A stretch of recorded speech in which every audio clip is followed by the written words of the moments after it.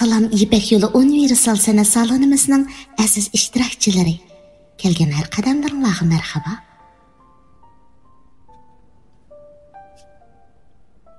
Muhabbat shundoq narsa.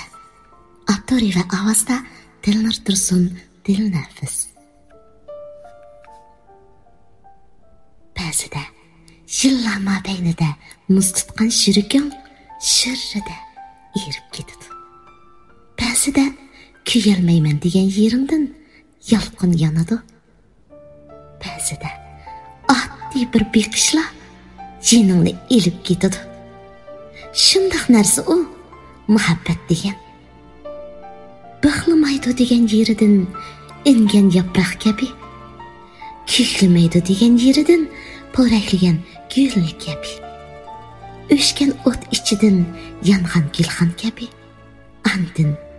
Andin seni yana hammani unutildirib, yondirib, hammaga ko'ndiradigan.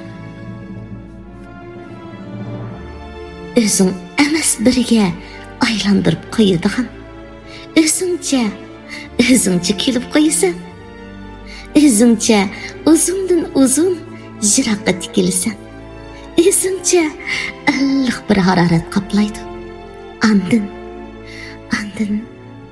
masxush bo'lasan.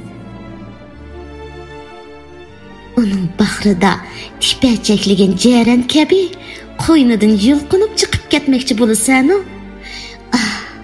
Shu ko'zlarga tikilgan ko'zim maylingni oshkorlab qo'ydi.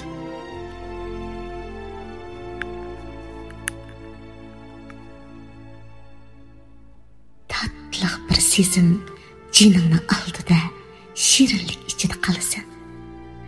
Bara uning bilan biri jon, biri tan bo'lsan. O'zingni borlig'ing bilan uning ataysan. Suyib qolasan. Suymayman-ku deb yuragingni qo'lingga olasan-da, yalqin tapdidan barmoqlaringni kuydirib olasan. Mag'rurliging nalarga keng g'oyib bo'ladi.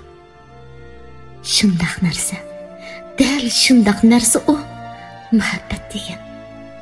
Sening aql hoshingni ilib qochadigan. Andin sen bu qaynamning eng cho'nqur yeriga sho'ng'iysan. Hatta suv uzilmaydiganliging unutilib ketadi. Aql sendan ketiriladi. Ko'zing faqat uni ko'radi. Hech o'ylamaysanki bu muhabbat zoti sening. Andin navbatda kelib muhabbat sendan ko'chadi. Jiroqqa ko'chadi.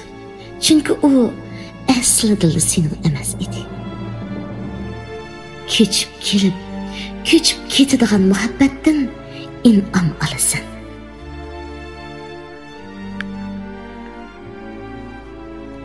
Muhabbat